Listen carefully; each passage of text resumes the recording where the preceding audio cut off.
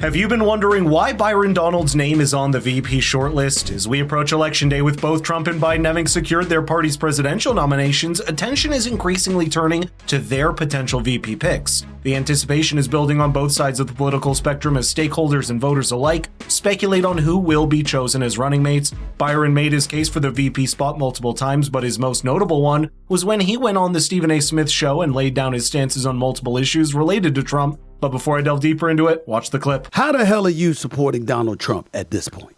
At this point. I'm talking about I'm talking 4 counts. I'm talking about 4 charges, 91 counts. How at this point could you possibly support Donald Trump? First of all, I'll tell you right now, between him and Joe Biden, this isn't even a question. Joe Biden sucks. He's terrible at the job. And we do have to acknowledge that before COVID-19, despite all the circus and the phony investigations, the Russia collusion thing was phony. That's now come out to be proven. Despite all of the distractions in the circus, he actually did the job as president of the United States. Our border was secure. There were no foreign wars that anybody was talking about that we were entangled in. Our country was booming. Energy prices were low. We were energy independent, something that every politician had said that they wanted to do. Donald Trump actually was able to make all that stuff happen. Byron's totally right. The U.S. was faring better before Joe's presidency. By the way, do subscribe for more discussions like this. Under President Trump, the country experienced significant economic growth, low unemployment rates, and a strong stock market performance. This economic upturn was largely attributed to Trump's policies, which included tax cuts, deregulation, and an aggressive trade stance aimed at protecting American industries and economy is the name of the game for this year's elections, as a recent Pew Research Center survey showed that 73% of Americans have strengthened the economy as their top priority. Additionally, Trump's foreign policy restored the U.S. status as a global superpower and yielding tangible results such as broking peace agreements in the Middle East with the Abraham Accords, moving the U.S. Embassy in Israel to Jerusalem, and engaging directly with North Korean leader Kim Jong-un. Trump has successfully kept his campaign promise of putting America first in all foreign wars. In contrast, the current administration failed to address such issues effectively. President Biden turned the U.S. into a global bank that funds failed states without achieving any foreign policy goals, such as leaving billions of dollars in equipment to the Taliban and funding the Ukraine government in a war that is only going to end with a negotiated peace.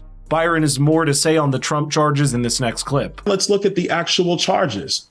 Do you mean to tell me that because a president of the United States had classified documents, who, by the way, former presidents still have their security clearance, they still get the daily presidential briefing, that now somehow this is a threat to national security? That is a joke, especially considering the fact that the only way the National Archives could even bring this charge, or the FBI and the Department of Justice could bring this charge, is that the White House counsel, who works for Joe Biden, had to allow it. Well, it is true that former presidents receive intelligence briefings. Those are not as detailed as a sitting president would receive, and it is not required by law to provide them. But it is given out of courtesy or if a current president has to reach out to one of his predecessors for advice. However, Biden barred Trump from receiving such briefings shortly after he entered the White House, quote, because of what he described as Trump's cavalier handling of sensitive information.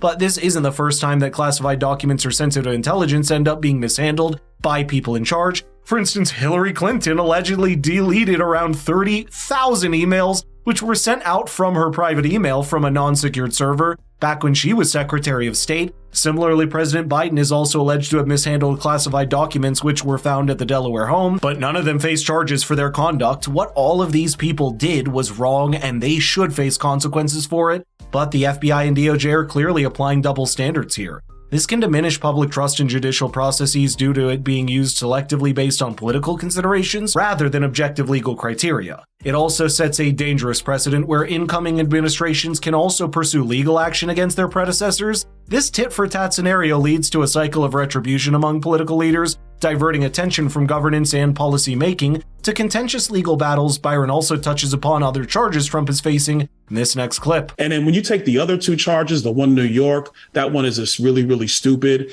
And then the last one, this January 6th one. Okay. They have no, hold on, this is important, Stephen. I want to lay this out. Please, go ahead. They have nothing that proves that Donald Trump encouraged, organized, structured anything that happened with January 6th. This is weaponization of the Justice Department against a political rival. and it's flat out wrong. And here's my example for that. Okay. One of my colleagues, Steve Scalise, who was shot at the congressional baseball practice.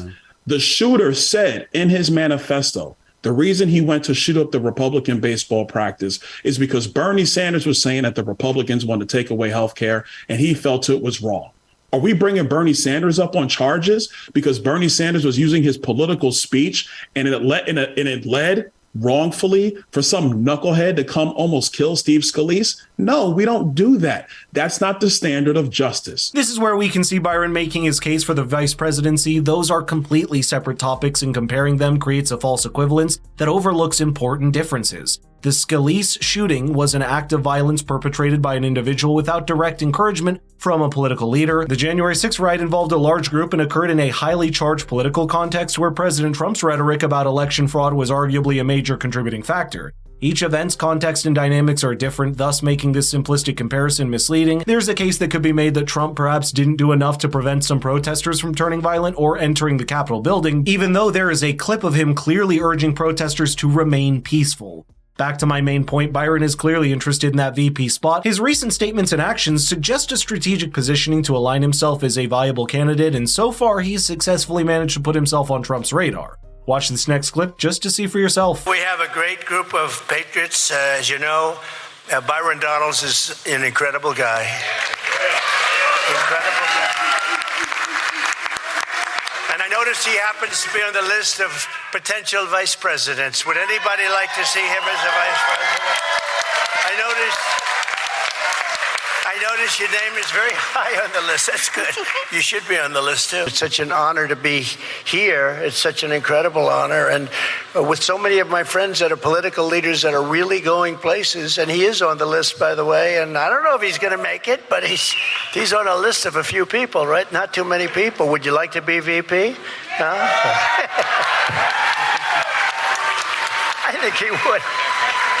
Tell you one thing, he'd be a good one, too. It appears that Byron's reaping the fruits of his stances, benefiting from public and political acknowledgement due to his clear pro-Trump positions. Meanwhile, Trump is strategically testing the waters with his potential VP choices, including Byron, among others. This isn't just about its selection, it's about engaging public reaction to each candidate's viability and popularity. Trump's method involves floating various names in various public appearances and observing the feedback from the media, supporters, and political pundits. This strategy allows him to assess which potential VP could strengthen his ticket by complementing his policies and appealing to different voter bases. By doing this, Trump ensures that his final decision is well-informed and reflective of both his campaign's needs and the desires of his electoral base, aiming to maximize political advantage in upcoming elections. What are your thoughts on this? Do you think Byron will be Trump's running mate? Let's get the conversation rolling in the comments below.